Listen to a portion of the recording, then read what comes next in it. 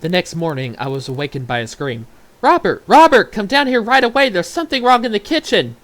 For a moment, panic seized me. I thought she'd run out of dog food. But then I remembered the events of the previous evening.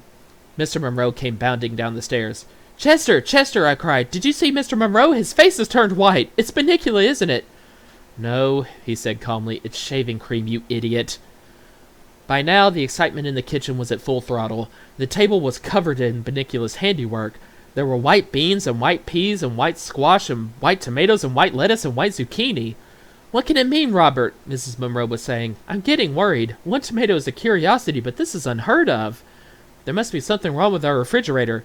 That's it. It's turning all the vegetables white." "But look," she said.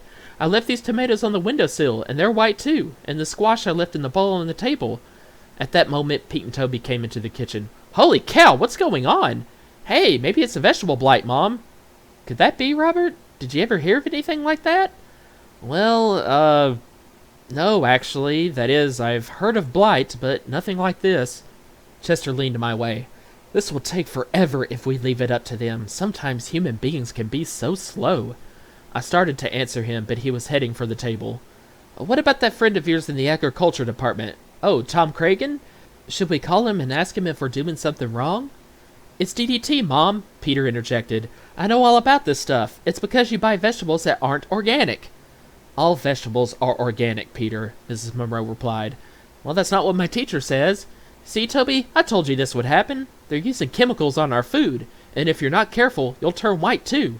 "Like Dad?" "Robert, couldn't you take that shaving cream off your face?" "Oh, yes, of course. Where's my towel? I know I brought it down with me." For that moment, where was Chester? I'd seen him going toward the table, but I'd lost track of him listening to all that talk about DDT. I just hope they didn't use any of that stuff where they grew chocolate cupcakes. "Pete, did you take my towel?" "Why would I take your towel, Dad? I don't shave." Just then the door swung open. I could not believe my eyes. There was Chester, with Mr. Monroe's towel draped across his back and tied under his neck like a cape. That was strange enough, but on his face was an expression that sent chills down my spine. His eyes were wide and staring. The corners of his mouth were pulled back in an evil grimace. His teeth were bared and gleaming in the morning light. He cackled menacingly and threw back his head as if he were laughing at all of us. I thought he'd completely lost his mind. "Oh, there's my towel. What's the matter, Chester? Were you cold?"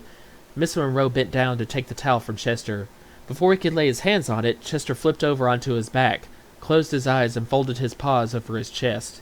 It was a hideous sight.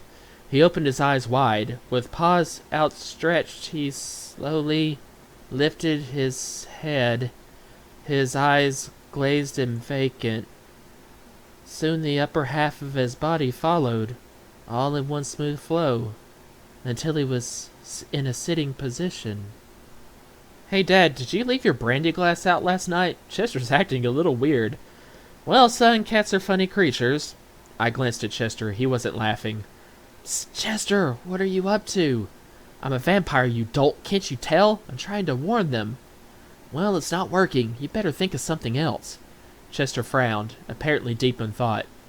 "So you see, Toby," Mr. Monroe was explaining, "all cats are as individual as all people. Maybe he just wants to get our attention. Isn't that right, Kitty Cat?" Ordinarily, Chester would have left the room upon being called Kitty Cat, but he was lost in thought. "Come on, Chester, give me back my towel." Mr. Monroe moved toward Chester. Chester's eyes lit up. He looked at me and smiled, and I sensed I was not going to like what he had in mind. I was toying with the notion of sneaking under the table when Chester fixed me with his eyes. How deep they were, like black pools. I felt myself floating, lost in them, my will no longer my own. I felt an inexplicable urge to murmur, "Yes, master," when he walked slowly, steadily toward me. As he drew nearer, I found myself unable to move. He stopped before me, never taking his gaze from me, and lunged. "Yeah!" "Mom, Chester bit Harold on the neck." "Oh, that wasn't a real bite, was it, Chester? That was a love bite. Isn't that cute?" "Love bite my foot, that hurt." "Chester, what's the matter with you?" I sputtered. "Do I look like a tomato?" "Oh, it doesn't matter anyway, Harold. They don't understand. How can human beings read the same books I do and still be this thick?" Our conversation was interrupted. Mrs. Monroe picked Chester up and cuddled him. I was praying she would not add insult to injury by kissing his nose, which he hates more than anything. Poor Chester, do you need a little love? Do you know what I'm going to do, you big ball of fuzz, you? Oh, I could tell what was coming. I'm going to kiss you on your little nose.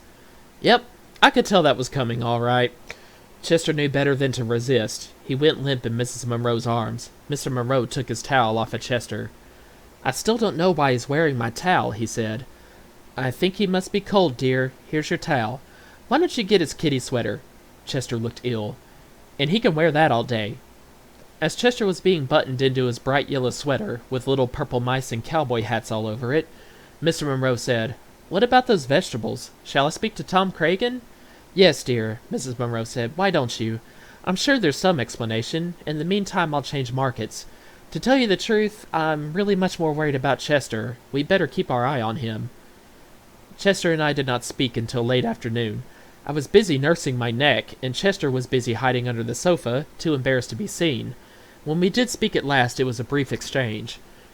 Hey, Chester, I called when he finally crawled out from under. We don't have to worry about any vampire bunnies anymore. I mean, all you have to do is stand outside his cage in that sweater, and he'll laugh himself to death.